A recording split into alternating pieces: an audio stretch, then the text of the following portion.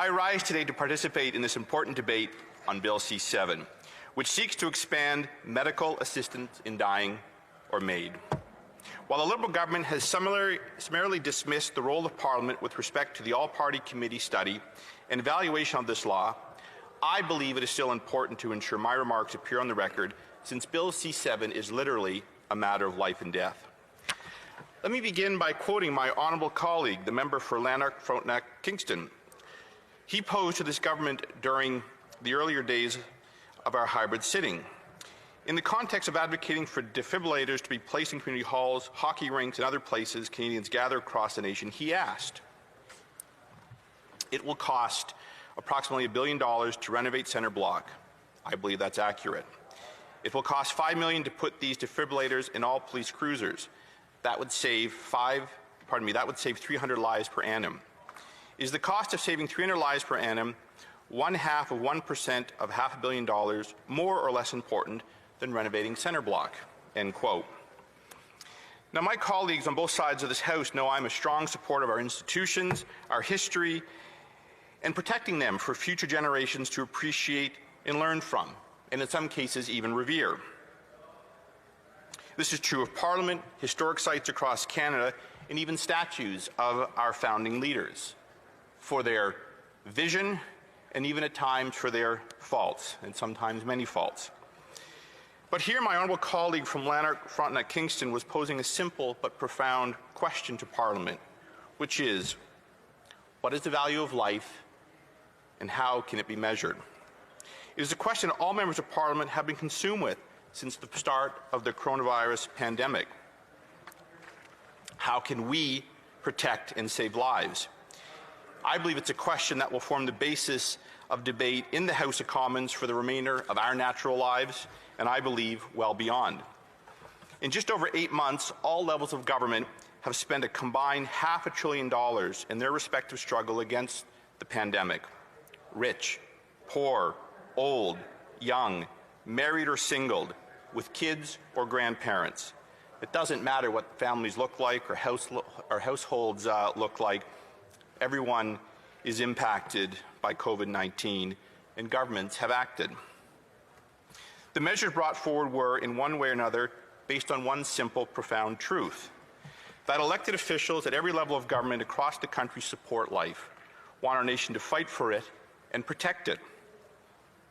Now, I stand today as someone who will be voting against this piece of legislation, C-7.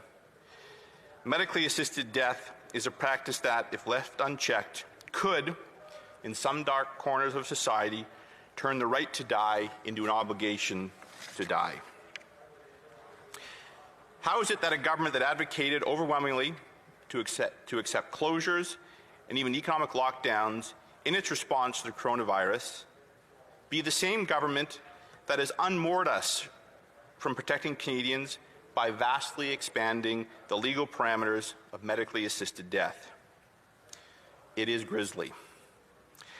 I would like to quote the member opposite from Vancouver Granville, the former Minister of Justice, who stated the following about this legislation C-7. Quote, "Why is Bill C-7, medical assistance in dying, abolishing the safeguard of a 10-day reflection period and reconfiguration of consent, thereby introducing advance request for MAiD? Nothing in the Truchon decision of the Quebec Court of Appeal, which the government chose not to appeal, requires this. And the Supreme Court of Canada, in Carter, insisted on the requirement of clear consent. The palliative care physicians, disability advocates, and other experts insist that this is an important safeguard, and like other legislated MAiD reports on mature minors and mental disorder, advance requests also raise significant challenges." End quote. Madam Speaker, it's very troubling that this is the direction the Liberals have chosen. A single decision in a single province by a single lower court has upended the law as it stands today, passed by a previous Parliament. And so a culture of life is abandoned, because even the most basic safeguards are deemed by its current Justice Minister, the Cabinet, and caucus to be overly restrictive. we have a fragile consensus established in the last Parliament, and with Bill C7 we will undo that important consensus. Now, I hope we can rediscover that consensus again in a future Parliament, when its leaders are more reflective on matters of life and death, and perhaps will express some humility when we face these questions.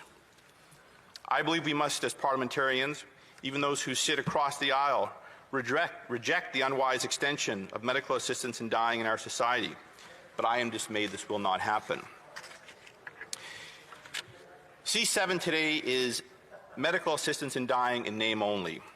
Its sponsors cling to that description to give it a fig leaf of respectability and to make it palatable to the public.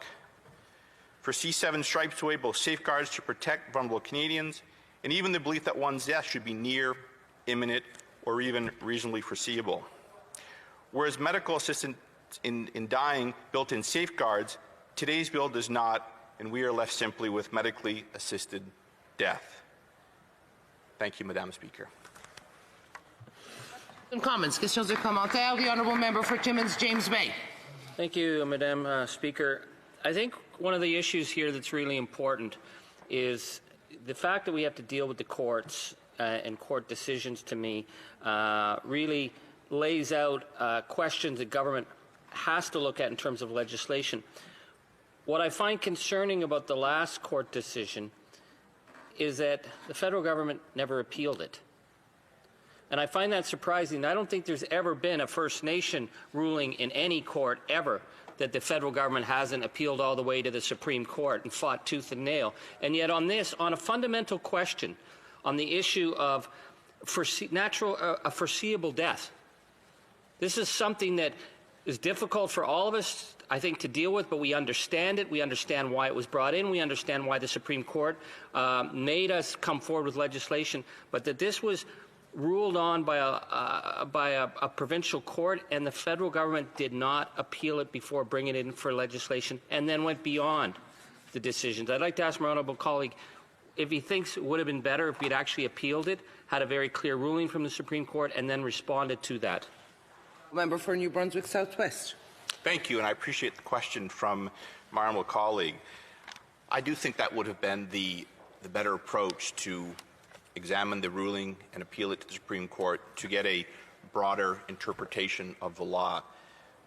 I believe the last Parliament was right in its approach that it took in crafting this legislation to strike a all-party committee, and that committee came up with recommendations. Now, not everyone agreed with it, but we saw the bill coming out of Parliament did have broad consensus, I think, in this House, despite some of the flaws that even I see in the current legislation. But at least it had that democratic participation, and as well, of course, it went through the Senate as well, received royal assent, and became the law. So here we are left with today with a single court decision from, as my honourable colleague was saying, a lower court judge that was not appealed. I think that was done as a rush to judgment by the government to make changes. I'll note for this chamber, I'm sure it's been noted before, that the current Justice Minister voted against the current law. At the time, he felt it was not sufficiently robust or expansionary. So opportunities have allowed him to recraft that law, and I think in a way that ignores Parliament, ignores the input from the last Parliament that was sought from all parties. And today we're left with a much diminished bills that breaks that consensus, and I think because of that we'll be debating this into the years ahead, into Parliaments ahead. Questions and comments. Questions et commentaires. The honourable member for Battle River Crowfoot. Thank you very much, Madam Speaker. And a lot of discussion has been had around the safeguards issue. I'm wondering if my friend and colleague would be able to comment on how this bill greatly diminishes the safeguards that he talked about, how were carefully crafted in a way that respected the democratic process in the last Parliament, how some of those safeguards have been reduced or completely eliminated in this bill that actually goes beyond the court decision that the government uses as justification for the bill that they've introduced. Honourable member for New Brunswick Southwest. Well, that's exactly right. The crafters of this bill like to tell us, the Parliament, Canadians, they were forced to do it. The court, a lower court, forced their hand to come up with this legislation. But in many cases, as my honourable colleagues have pointed out, as the former Minister of Justice, who's now an independent member, has noted, this bill goes far, far beyond the court ruling, and it does remove. It doesn't just upend them. It removes safeguards. For example, the 10-day waiting reflective period is gone. Other important safeguards have been removed, and this will have an impact, I believe. It will have a grisly impact over time as medically assisted death becomes just a push to death in some corners, as people are forced to consider things they would not have otherwise considered. And I worry about this. I worry about for those Canadians who are in a vulnerable position or near their end of life, or just even people who are have given up for a brief time. But often we know with health care and with better care that people can rebound. Not always, and I know there are tough cases out there, but I think this legislation sends us in the wrong direction on these important questions.